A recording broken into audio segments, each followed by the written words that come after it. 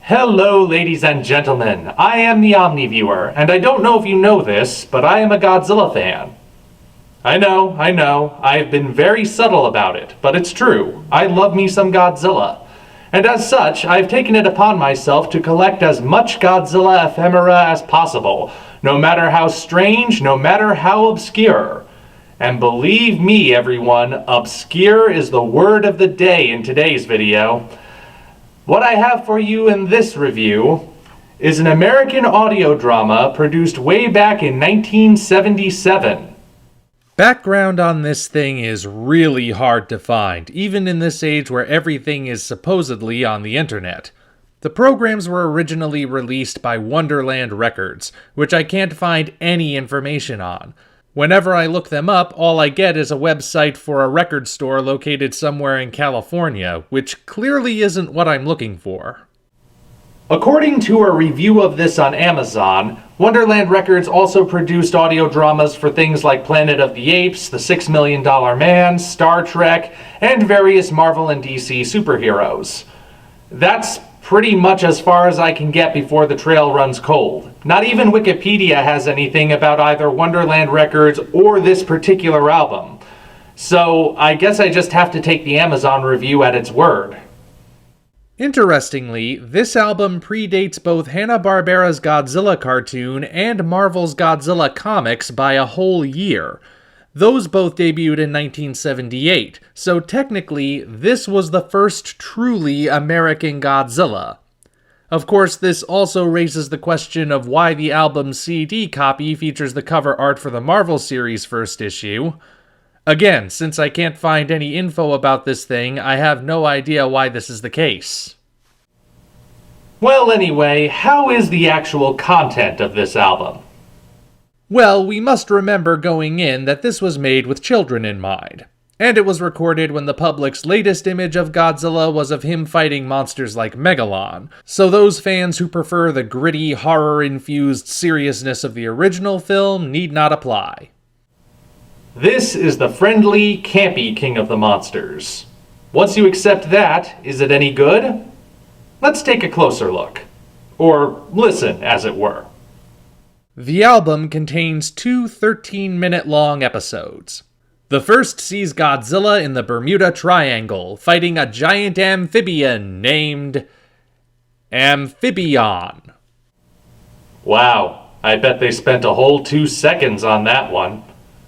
Come on, you really couldn't think of something better? That's just lazy.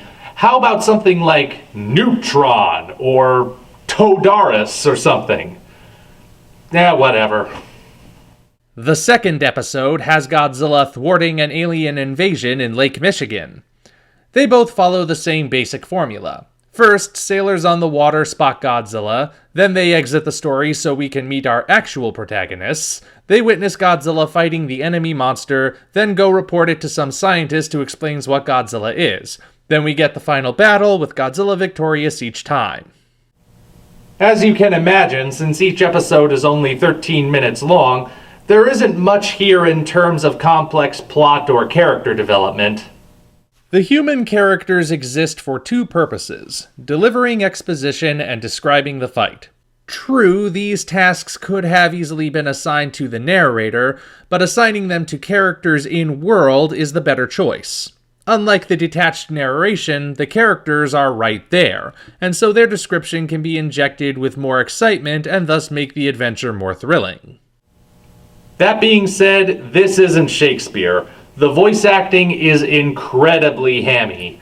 It has all the qualities of a bad English dub of a Godzilla movie, which means it walks that very fine line between charming and grating.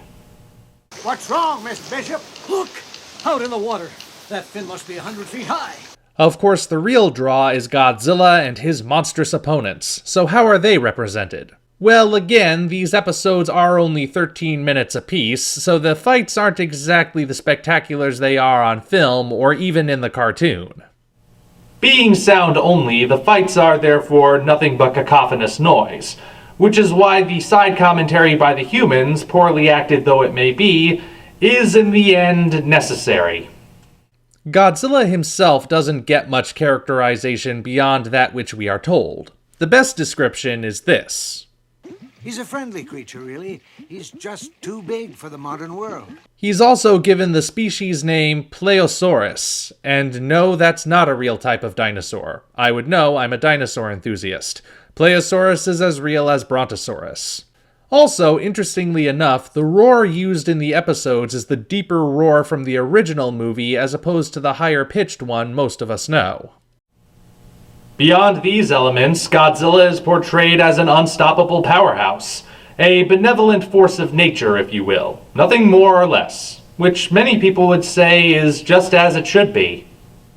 As for the enemies, Amphibion... I'm sorry, that is just such a stupid name. Appropriately enough, though, Amphibion himself is kinda pathetic. He spends most of his episode running from Godzilla until he can't run anymore, and then Godzilla kills him easily. Say what you want about the weakest kaiju from the movies, at least they put up a fight. Amphibion is also described in amazingly vague ways. This drawing is what popped into my mind, but the fin and the claws are the only thing we get any definite description of. With the aliens, I suppose a bit more of an explanation is required. See, the aliens have come to plant birthing pods in Lake Michigan because that's a better environment for them to grow than their own home planet. Yeah, it's that kind of sci-fi, ladies and gentlemen. Anyway, because Godzilla is in Lake Michigan, his radiation mutates the pods. I think. Either that or the weather isn't cooperating. They never really go into detail on it. Whatever the case, the pods hatch into aliens described as giant string beans with red eyes. Not exactly the most menacing image ever, although as someone who doesn't like string beans, I can say the design is repulsive. They put up more of a fight than Amphibion simply because there are more of them, but Godzilla still triumphs pretty quickly in the end. Beyond that, these stories go by so quick that hardly any time is devoted to explaining things which are kind of important. In Godzilla vs. Amphibion, it's a bit more forgivable. We never learn Amphibion's origins, or if he's connected in some way to the strangeness of the Bermuda Triangle, but since it's a world where Godzilla already exists, another giant monster isn't that surprising. While hardly a masterpiece, it's definitely the better written of the two, which I realize is like saying getting punched in the arm is better than getting kicked in the teeth, but sometimes you have to take what you can get. It's the Alien episode where logic and storytelling falter. How Godzilla got from the Bermuda Triangle to Lake Michigan without anyone noticing is just barely given a flimsy hand wave. Meanwhile, the aliens apparently are planning to enslave mankind, but how and why are never touched upon. We're just meant to accept that these aliens are evil because why wouldn't they be evil? Aren't all aliens out to conquer the world for their own nefarious ends? Who is this Klaatu of which you speak? The really strange choice for this album, though, is that this updated release also contains a track called Godzilla vs. Gomi. No, this is not a third episode, but rather a techno dance song, of which there are 3 different versions included. There's a 4.5-minute version, a 7-minute version, and an 8-minute version which mixes audio from the Alien Invasion episode into the music. Together, they comprise half of the album. These are clearly modern songs, and their inclusion baffles me. I mean, I know that otherwise there'd be a lot of empty space left on the disc, but 3 different versions of the same song?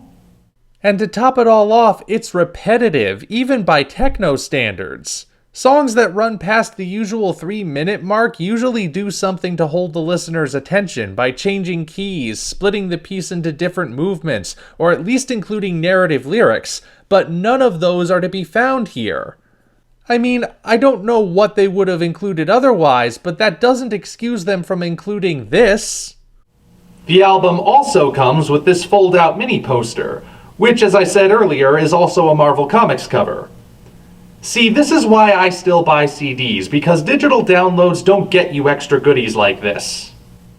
Anyway, the poster is typical 70s comic book cover art, and it's also one of the more recognizable depictions of Godzilla in that format, so you can bet I'll be finding a place to hang this. So there you have it, quite possibly the most obscure piece of Godzilla media ever produced. Certainly in the top 5 at least. It's strange, it's campy, it's ridiculous, it's Godzilla. Indeed, it's as much Godzilla as anything else I've got. I would say it's mostly for either the hardcore fans such as myself, or kids who are just getting into the series. For everyone else, though, I guess that depends on how curious you are. Until such time as we meet again, this is the Omni Viewer, signing off.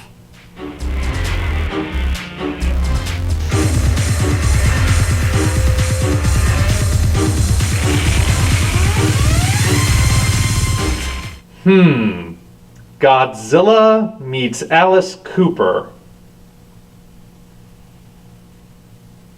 Imagine what that would do for the stage show.